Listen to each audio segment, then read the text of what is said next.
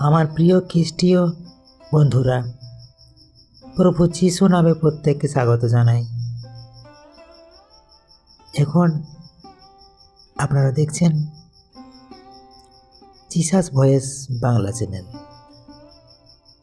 আজকে যে বিষয়টি এসেছে সে বিষয়টি আপনাদের প্রত্যেকের মনে প্রায় এই প্রশ্নটা হয়, কখনো মনে বড় একটা আঘাত পেলে, মনের দুঃখ কষ্ট হতাশার মধ্যে থাকলে এই প্রশ্নটা প্রায় মানুষের মধ্যে হয়।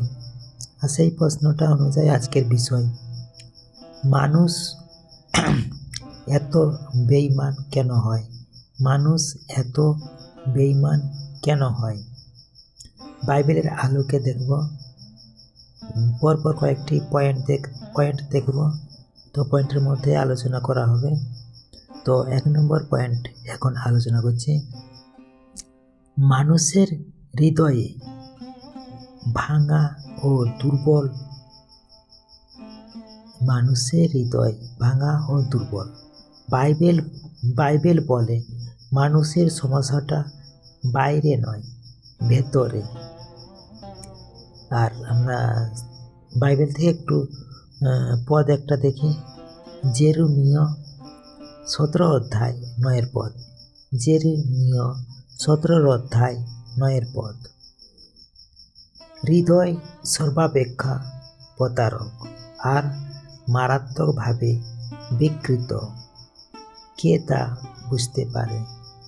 হৃদয় সর্বাপেক্ষা প্রতারক আর মারাত্মকভাবে বিকৃত, কে তা বুঝতে পারে? অর্থাৎ মানুষ অনেক সময় নিজেকেই ঠকায়, নিজের লোভ, ভয় আর স্বার্থ বুঝতে পারে না, সেখান থেকেই বেঈমান জন্ম নেয়। এবার আমরা 2 নম্বর পয়েন্ট দেখি, পাপ ও স্বার্থপরতা। পাপ ও স্বার্থপরতা। বাইবেল অনুযায়ী মানুষ ঈশ্বর থেকে দূরে গেলে নিজের সুবিধাকেই সব কিছুর ওপরে রাখে। এখন একটি আমরা বাক্য দেখি, রোমিও 3 অধ্যায় 23 পদ। রোমিও 3 অধ্যায় 23 পদ। সবাই পাপ করেছে এবং ঈশ্বরের মহিমা থেকে বঞ্চিত হয়েছে। সবাই পাপ করেছে এবং ঈশ্বরের মহিমা থেকে বঞ্চিত হয়েছে। তো বাক্যে এরকম, পাপ মানে শুধু বড় অপরাধ নয়, মিথ্যা বলা, বিশ্বাস ভাঙা, সুযোগ নিয়ে অন্যকে কষ্ট দেওয়া ও এর মধ্যে পড়ে। এরপরে আমরা 3 নম্বর পয়েন্ট দেখি, ভয় ও নিরাপত্তাহীনতা। ভয় ও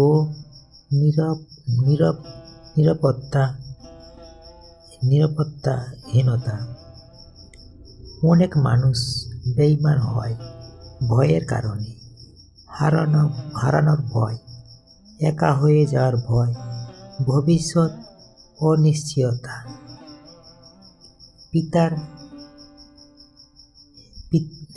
পিতর নিজেই যিশুকে অস্বীকার করেছিলেন ভয়ে। মতি 26 অধ্যায়। কিন্তু পরে তিনি অনুতপ্ত হন। এতে বোঝা যায় ভালো মানুষ ও দুর্বল মুহূর্তেও ভুল করতে পারে। 4 নম্বর পয়েন্ট আমরা দেখি, ভালোবাসার অভাব। বাইবেল বলে, ভাবার্থে একটি বাক্য দেখি, যেখানে ভালোবাসা নেই সেখানে কিছুই স্থায়ী হয় না।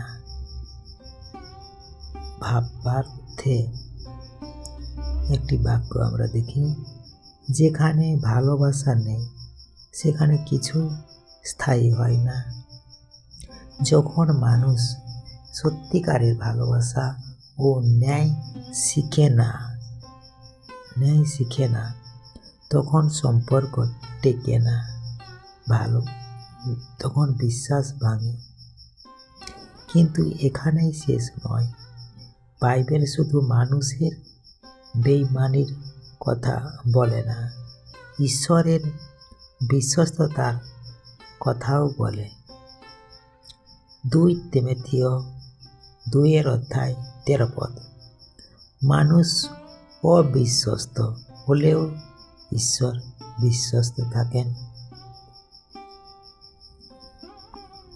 মানুষ ভাঙে কিন্তু ঈশ্বর ভাঙেন না। মানুষ কষ্ট দেয় কিন্তু ঈশ্বর আরোগ্য দেন।